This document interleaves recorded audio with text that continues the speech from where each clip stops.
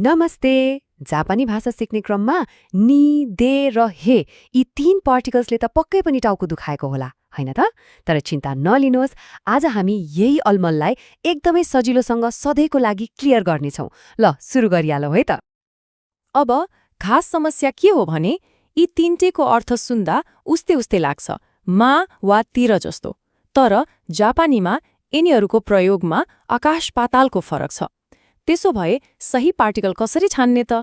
ल, आउनुहोस् यही रहस्यको पर्दा खोलौं। ल, सबैभन्दा पहिले सुरु गरौँ पार्टिकल नीबाट। अब यो नीको मुख्य काम के हो त? सीधा भाषामा भन्नुपर्दा यसले 3वटा कुरामा फोकस गर्छ। कुनै निश्चित ठाउँ अर्थात् डेस्टिनेसन, कुनै निश्चित समय र कुनै चीज कहाँ छ भन्ने कुरामा। नेपालीमा त हामी मा, तिर वा समयमा भन्छौं, तर कुन बेला नि लगाउने? यो कुरा उदाहरणबाट हेर्दा एकदमै क्लियर हुन्छ। आउनुहोस् हेरौं। यहाँ हेर्नुस् है, 3वटा एकदमै राम्रा उदाहरणहरू छन्। पहिलो वाक्य, गाक्को नि इकिमास। यहाँ स्कुल एउटा डेस्टिनेसन भयो, हैन त? कहाँ जाने? स्कुल जाने। दोस्रो, शिचिजी नि ओकिमास। यहाँ 7 बजे एउटा स्पेसिफिक टाइम भयो। कहिले उठ्ने? 7 बजे। र तेस्रोमा, छुकुएनो उएनी होन्गा आरिमास। यसले किताब कहाँ छ भनेर लोकेसन अफ एक्जिस्टेन्स देखायो, टेबलमाथि। देख्नुभयो? डेस्टिनेसन, टाइम, एक्जिस्टेन्स तीनटैमा नि लाग्यो। त्यसो भए यसलाई सम्झिने सजिलो तरिका के हो त? सिम्पल छ।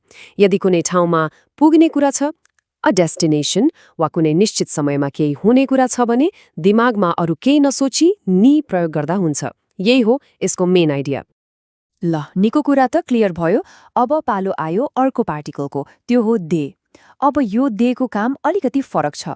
यसले ठाउँमा पुग्ने कुरा गर्दैन, बरु त्यो ठाउँमा के काम भयो भन्ने कुरा गर्छ, अथवा कुन साधनले काम भयो भन्नेमा फोकस गर्छ। अब कन्फ्युजन कहाँ हुन्छ भने देको अर्थ पनि मा लाग्न सक्छ, तर यसको बाट वा ले भन्ने अर्थ पनि छ, र यही नै हो की डिफरेन्स। याद राख्नुपर्ने कुरा के हो भने देको सम्बन्ध डेस्टिनेसनसँग होइन, एक्सनसँग हुन्छ। उदाहरण हेरेपछि त झन्नै छर्लङ्ग हुन्छ। पहिलो, गाक्को दे बेङ्क्योशिमास। यहाँ स्कुलमा के भइरहेको छ? पढ्ने काम, एन एक्सन। दोस्रो, बसुदै किमास। कसरी जाने? बसद्वारा, अ मिन्स। र तेस्रो, निहोङ्गो दे हानाशिमास। कुन भाषामा बोल्ने? जापानी भाषामा, अ मिडियम। देख्नुभयो नि, तीनटैमा एक्सन वा मिन्सको कुरा छ। ल, यसलाई सम्झिने एउटा सुपर ट्रिक है त। कुनै पनि लोकेसनको कुरा आउँदा आफूले आफूलाई एउटा प्रश्न सोध्ने, त्यो ठाउँमा केही एक्सन भयो त? यदि जवाफ यस आउँछ भने पार्टिकल दे नै हो। ओके, अब पालो हाम्रो अन्तिम तर एकदमै इन्ट्रेस्टिङ पार्टिकलको, त्यो हो हे। एउटा कुरा यो लेख्दा हि जस्तो देखिए पनि पार्टिकलको रूपमा आउँदा यसलाई इ भनेर प्रोनाउन्स गरिन्छ है, र यसको काम एकदमै स्पेसिफिक छ। यसले अरू केही होइन, केवल दिशा, डाइरेक्सन मात्रै देखाउँछ। एकदमै सजिलो छ।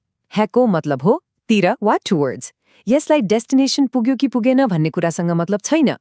यसको फोकस त केवल त्यो डेस्टिनेसन तिरको यात्रा वा दिशामा हुन्छ।